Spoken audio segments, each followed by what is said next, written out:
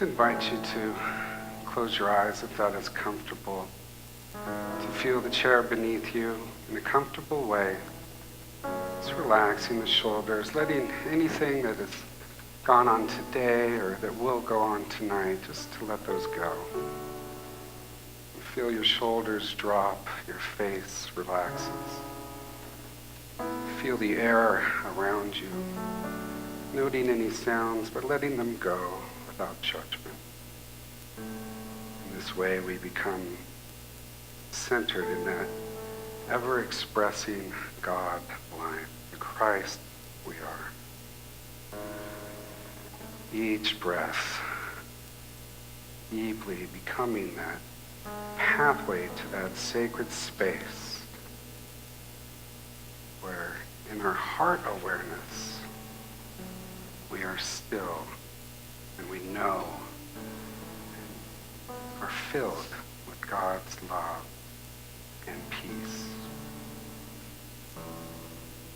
There, we have the deepest sense of belonging we've ever known. Surrounded by all of these loving people, this community of one mind, allowing gentle spirit to move through us. I invite you to make these words your own, just bringing forth whatever divine quality is yours to claim. If it is I am love, or I am peace, or I am Christ, as we move into the silence.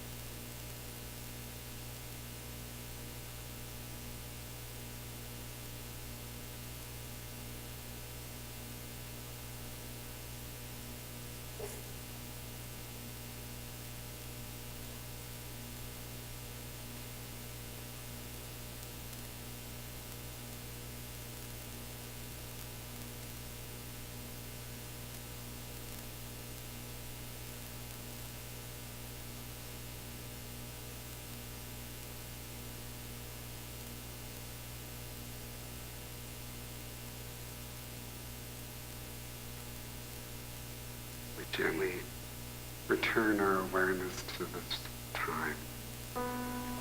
We are filled knowing I am peace. I am love. And in that awareness, we give thanks. We are truly grateful for all that we are. And in that breath of life, we give profound thanks. And so it is. Amen. Thank you, Valerie. Aren't they wonderful? Thank you, guys. So if you leave here today with only one idea, here it is. And let's all affirm this together. I am so cute.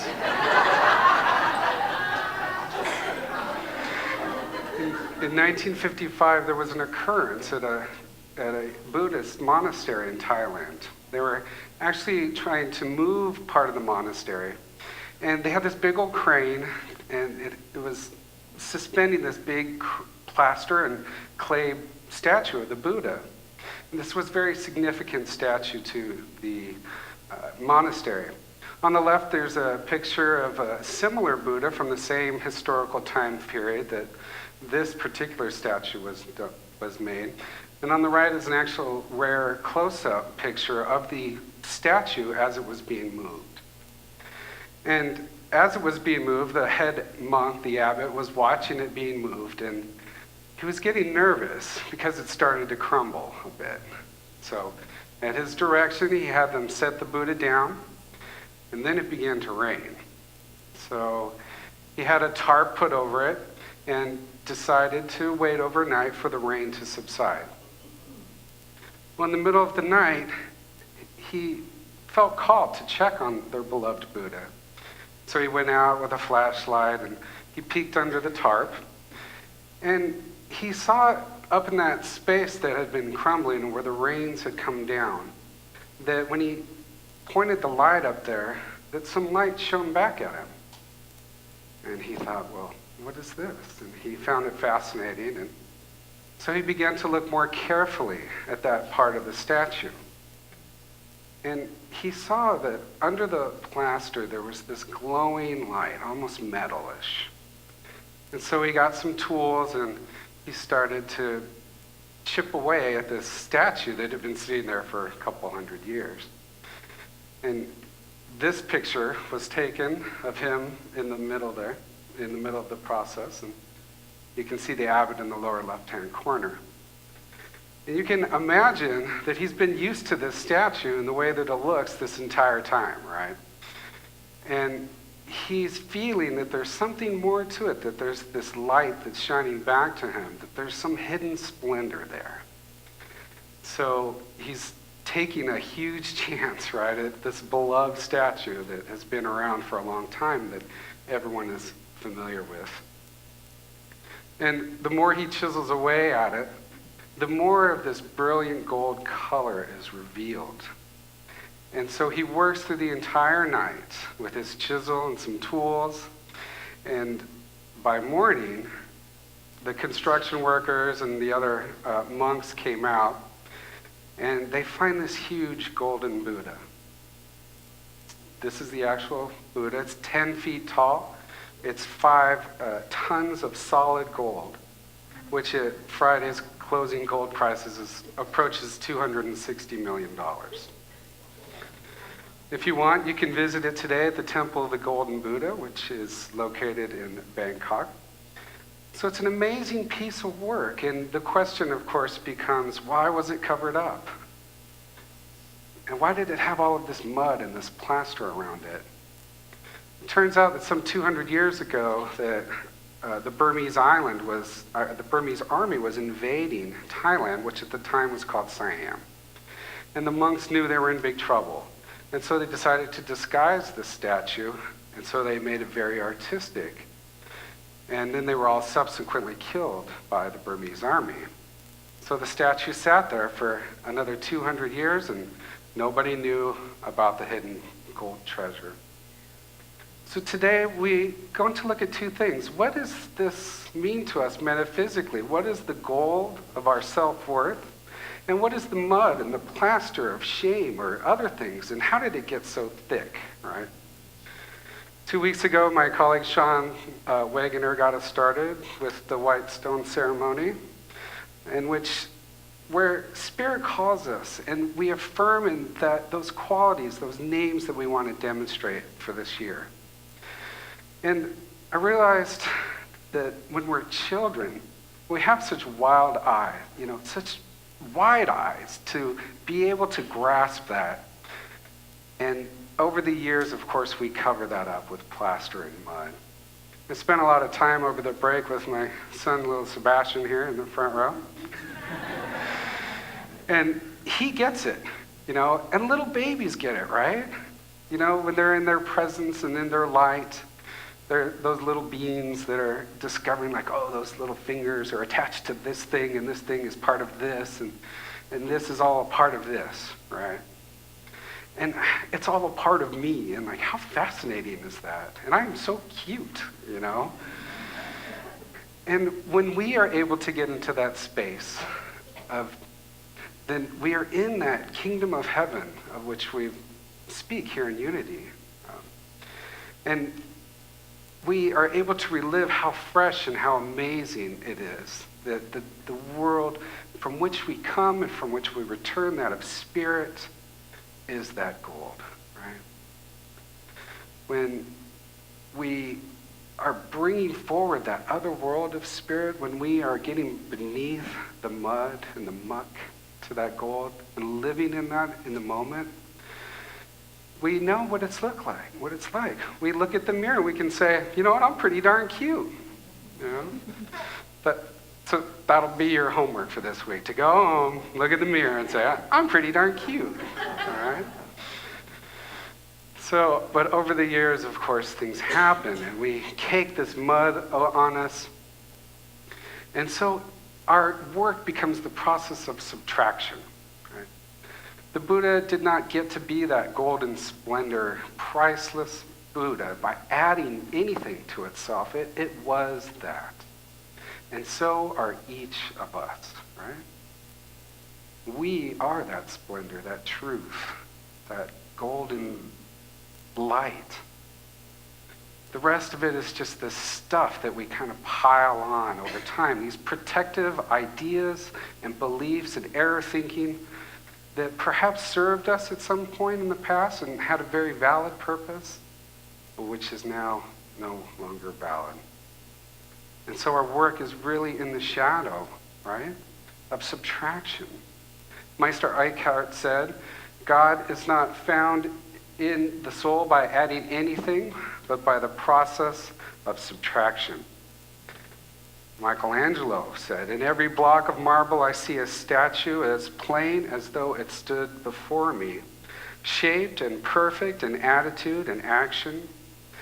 I have only to hew away the rough walls that imprison the lovely apparition to reveal it to the other eyes as mine own have seen it.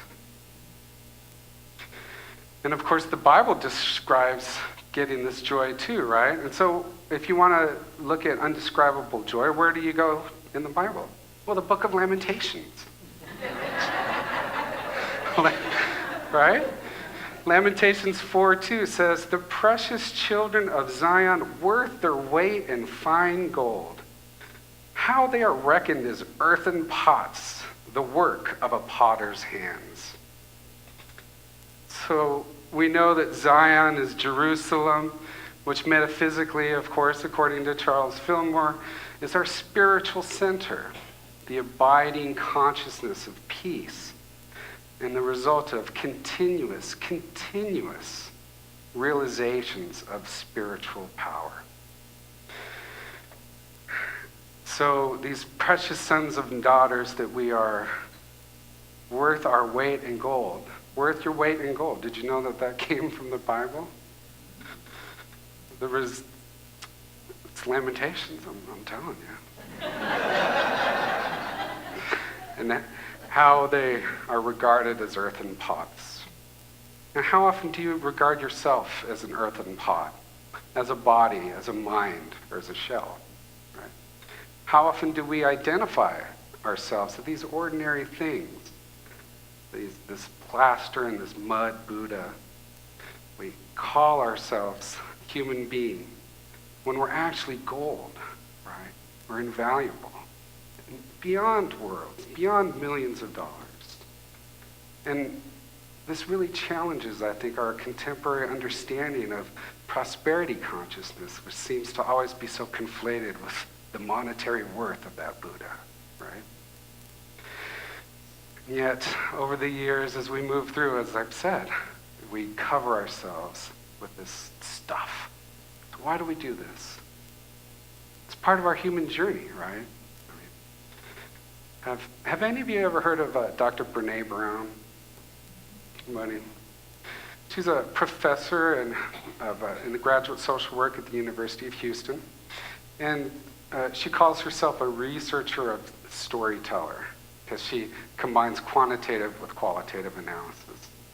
And her work is in vulnerability and shame. And she did a couple of TED Talks, one called The Power of Vulnerability, which really kind of launched her. And then a year later, she did another one, which is what I ran across. and which I think is even more profound, where she talks about shame. And it's not really an exciting thing to talk about, but this, I'm really convinced, is where our work is, where my work is, certainly, to be done. And why do I say that? I say that because shame is the shadow of worth, right? Because it's different from just guilt. Guilt is, I did something bad and I feel better if I fix it, right? But shame is, I am bad.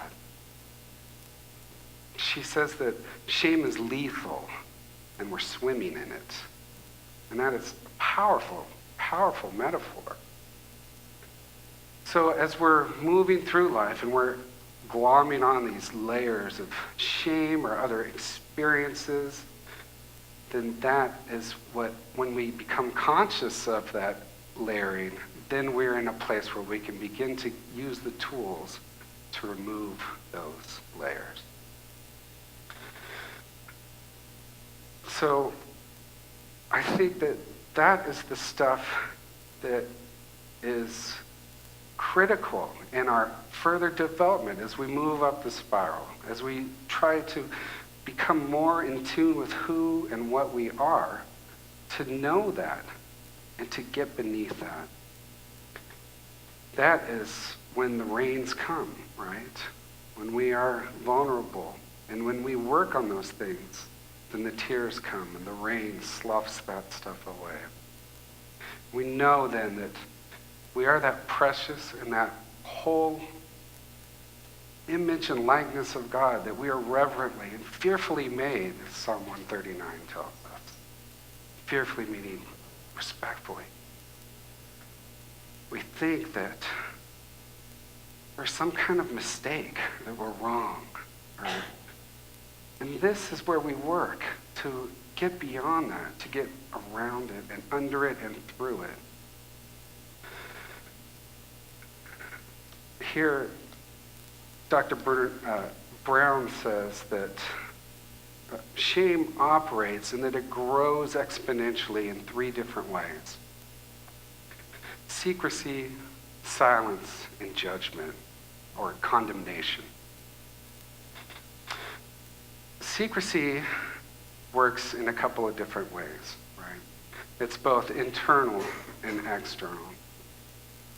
So secrecy is when we are either not self-conscious, in other words, we don't know, or when we actively repress those things that are uncomfortable for us to look at. Right? We become ashamed in this pressed down, tiny little space.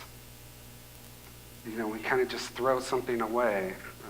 Julia Butterfly Hill is kind of famous for saying, when you throw something away, where is away, right? If you shift something to the back burner, it's still there. It's still simmering. And to bring that forward, the work is to release it, to reveal it, to find it, to get the help, to use the tools, to reveal it to the light, to shine that light on it. So often growing up, I'd say, "What's wrong with me?"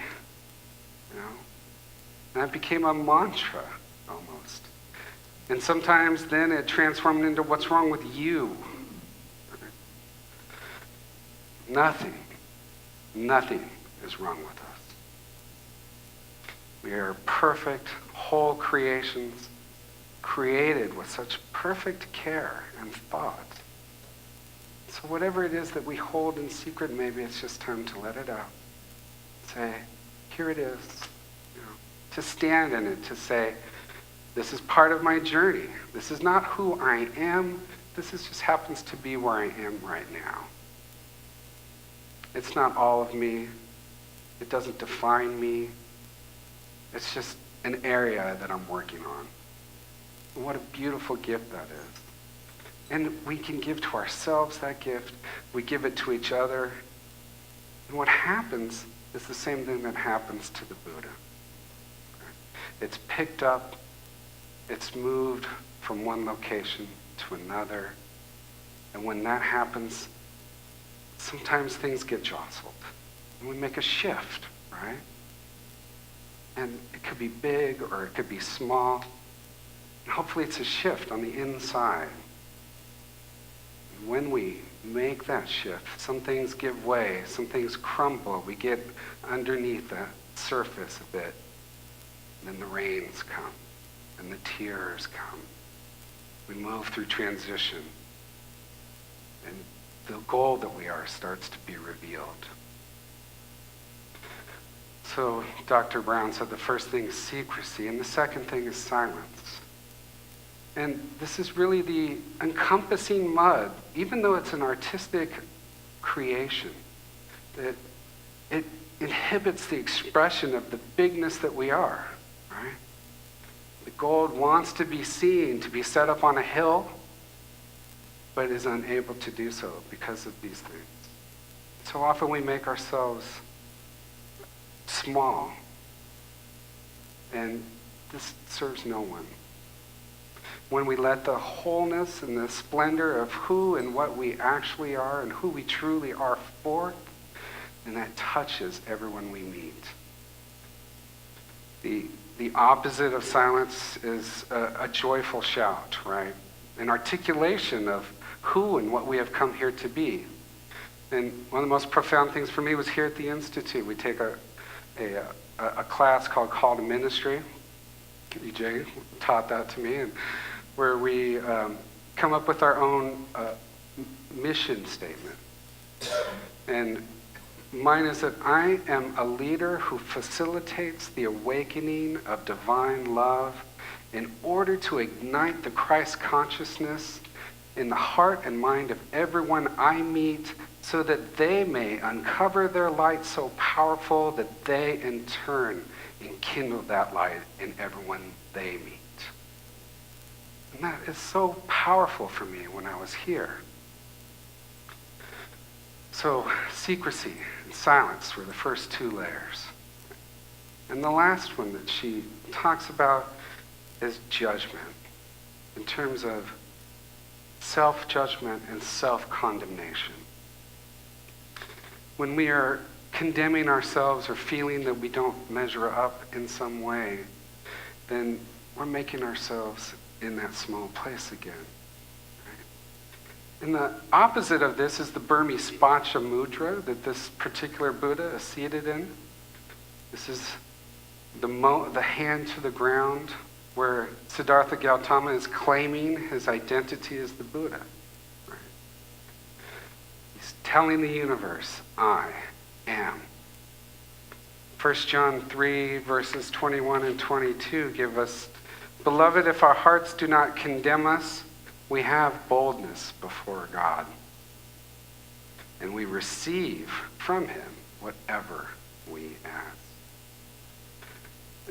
Being bold in truth, in the truth of who we are, and standing in that truth is counterintuitively an act of humility, in my opinion.